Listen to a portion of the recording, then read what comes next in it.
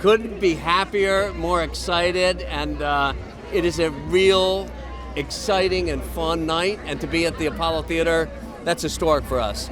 We're going to take that all the way. So thank you for having us, and thank you for asking that question. Yeah, it does feel really good, and they are a wonderful ensemble together. We enjoyed working with them beyond, and it was a creative collaboration, and it's just, I wish we could do it again. And Tim's story is just this kind of brilliant kind of collaborator. He gave them the freedom to be who they were in the movie, and at the same time get the story told, and you saw that chemistry, it comes across. Yeah. We different when it's all of us versus being a mixed company, you know what I mean? We got to be a little bit more reserved. Sometimes we can be unapologetically ourselves, but it's not received the same way. So the fact that it's all of us, you kind of get this unapologetic blackness that's just beautiful. And also it just changes the dynamic of the film. You know, we survivalists. We play life on expert, on hard. So what we got to do to survive comes second nature. King, he's trying to not reclaim his identity, but you know, he was known as a thug. He was a little rough around the edges in college, but he's grown past that, and now he wants people to see him for who he is and appreciate and recognize his growth. Tim was the captain. He led us with a calm, steady, and confident hand. You know what I mean? He just let us do our thing.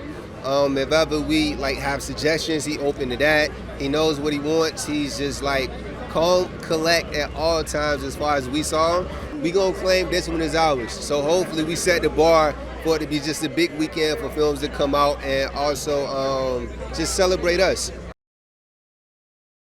Honestly, it's everything. I think number one, to be here in Tribeca and to have a festival that is honoring what we did and what we created. We're all just so greatly appreciative for it. And then to be at Apollo in Harlem, the history, the legacy, and to see what we're trying to do to progressively move culture forward in the right way, and this being a legacy that moved us forward in so many good ways, it's a gift and it's a blessing at the same time. Growing up, Tim's story was someone that I really looked up to. He was one of my heroes. He was one of the first black men that I ever saw direct a major studio film in the Fantastic Four. So a large part, and really the most key part of me wanting to do this film, was to work with Tim's story. You know what I love about it is, you know, the tropes that we do, that people always talk about, that they do in horror films that are kind of corny. You go, why would you do that? We do all that, we call it on its nose, and we do that to stay alive. So we survive by doing these tropes. Listen, if you're gonna be in Los Angeles, I'm doing something special. I'm actually doing a movie in the park. So if you're gonna be in Los Angeles, we're doing a movie in the park. If you know me, hit me. If you don't, sign up. We're gonna be screening the Blackening Juneteenth weekend. Movie in the park is about to go down. Well, that's what it was. When you say the Apollo, first of all, I'm gonna rub the stump, make sure we get some good luck. But look, if we can make it here, I think we can make it anywhere in the world. So it's a big deal. They're awesome. You know, this movie really hinged on the fact that you believe that they are friends for a decade or more. Most of them didn't know each other. They came in and just made it work, and I'm so proud of them. Well, it's funny, and most importantly, it's specific to a culture. It is black, it is unapologetic, it is a lot of fun, and I can't wait for people to see it. I just like you to feel better when you go out than when you went in. It is one of those movies that we kind of designed it for people to scream at the screen, and hopefully they do. Oh yeah, it's a historical weekend, and because this movie's coming out, I'm just gonna theater hop, and hopefully I'll see people enjoying it. God, it's surreal and kind of perfect for me because I have another show, Harlem, that shoots in Harlem, and I'm like, oh wow, full circle moment to be back here for this. I'm so thrilled. I've actually never been inside of the Apollo, so to have this be my first moment is like amazing. They're perfect.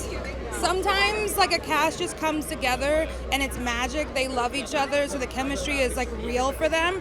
The last time I'm gonna tell you that I had a cast like that for a movie that fit so perfectly was Girls Trip, where you just knew you were in the presence of like really great chemistry, and they have that same magic to them. Tim's story's a dream. He's like weirdly self-deprecating like I am, and collaborative, so like just doing stuff with him is easy. We always defer to each other. There's not a lot of egos in play, so it's a really good process. Because it's funny. and not like a little bit funny or like cute funny. It's like laugh out loud funny. It'll shut the house down tonight. It's that type. I'm still serious. It's that type of funny. Yes, it feels so surreal because I moved to New York 10 years ago to pursue my dreams, and I spent 8 years here grinding and hustling out. I moved 24 times in 8 years, so it's not just to like be at the Apollo, but to be in a city where I worked so hard and I hustled so hard and I climbed and I was so resilient to get to a place where now I'm at the Apollo Theater premiering the most brilliant horror comedy that you ever will see. I'm having an out-of-the-body experience, 100%. She's a comic relief, I feel, in a friend group, but there's multiple comic reliefs that you'll see throughout the film. And I would say that she's the type of person that, she would have all the answers, but she actually does not. Yeah. I know his whole resume from back when he directed John B. and Tupac in the music video. Like, he directed Tyrese lately. Like, I know him from there. So from like Barbershop to Ride Along, I'm like, wow, I just felt so honored. And I think I gave the best performance that I have ever given to date because of how safe I felt with Tim's story. I mean, this film has been marketed as just black on black on black on black. We coming out Juneteenth weekend.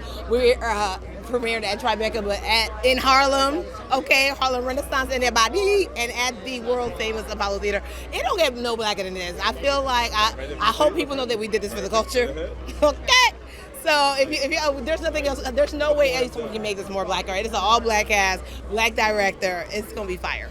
You know, my character is one that, you know, she's just out here just trying to bring the group together and hoping that, you know, the weekend goes well, no drama. Because, you know, when you have a friendship group, you got to balance. And, you know, things go south very quickly.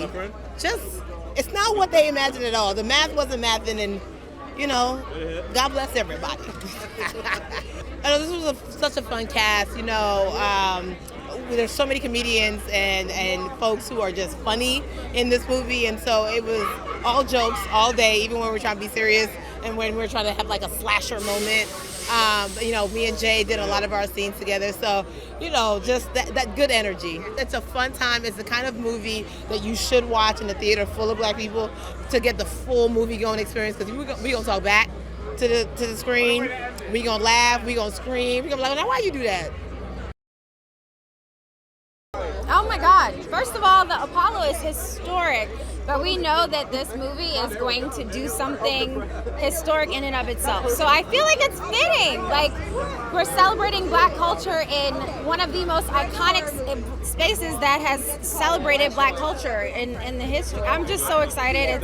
It's so wild. It's unreal. Well, it's very grounded. It's authentic. We show different hues of blackness. I mean, we all know that black people are not a monolith, but it's nice to see fully fleshed out characters, and not one, not two. There are 4 different types of black women. There are 4 different types or 5 different types of black men.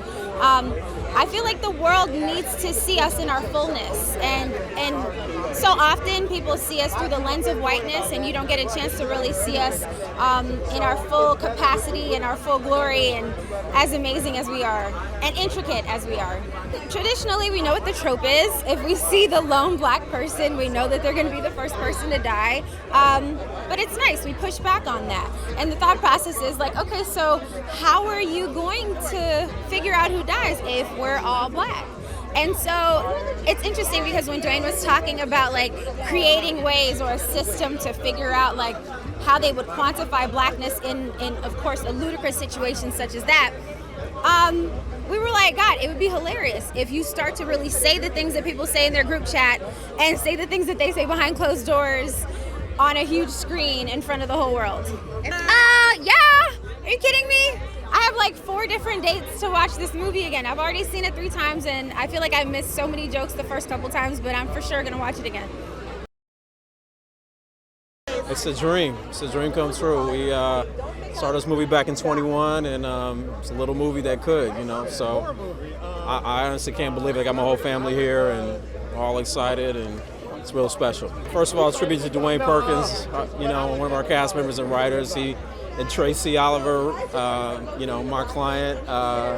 They wrote an incredible script with, you know, 3-dimensional characters, and so when this cast started to audition and make themselves available, it just magic, you know, like got the right people at the right time. They're all on the ascension when we cast them, and we were really fortunate because they all love each other. From the outset, we were, attempted to do something different. There's a conversation that's been going on about black people in horror films, and we kind of took that concept and ran with it, and all the cultural references that we all have, in talking back to the screen in horror movies, they all made their way into the film, and it's an original piece of material from an original voice. So, I don't think you'll ever see anything like it again, and there was never anything like it before. This is for us, right? This is for black folks. We made this for the culture. We want everybody to come, but we knew exactly which audience that we were making it for. So, come one, come all, but really black audiences, this is for y'all. It is giving legacy. Like, this is the first time that I really feel like I have work in the world, and for it to be premiering here is truly, my brain is bursting. It's historical. It's wild. I've never thought that this is where this would end up when I wrote a sketch in 2016. Yes, my character's name is Dewayne. He is a black queer friend. He really loves his friends, and he would do anything it takes for him and his friends to survive. And honestly, the chemistry of this cast, I think, is what makes the film. We bonded so quickly. There's a genuine love that I feel for these people, and I'm so glad that it's very clear on screen, and that's something that I hope that people really take away from it. Timothy's story is one of the best people I've ever worked with in my life. He's one of my favorite people, truly. He is just so kind. His process is so human. He really created a space that allowed us to give the best performances that we could give. I think that we really tried to hit a specific tone. We're the horror is grounded. These are real people in real danger, and the comedy comes from them being authentically themselves, and how that horror and that comedy conflicts. Yeah. Oh, I'm singing all around. I'm seeing what the people are giving. I'm gonna be in the theaters looking at how people are receiving this, because that's my favorite part. It's just being able to see people absorb the culture. Yeah, absolutely. We really wanted to make a film that was for us, by us, and Juneteenth was a perfect day to talk about celebration, to talk about freedom, and that's what they're fighting for. Their freedom from this person trying to kill them. The multitude of entertainers that have come here are crazy, so I'm glad to be one of them, you know what I mean? And I'm glad that we're doing it here. It's so black. That's what it is. Well, Shawn is a little bit overzealous, where he shouldn't be. And in real life, I'm not like that. I'm not gonna be let's go in this room, baby. I'm gonna be hey, I heard a crack. We need to leave. This is an idea that's never been done before. It's innovative. You have all different type of representations of black folks in this movie, and we all can't die first. So, and you've never seen a leading cast of all black people do a comedy horror.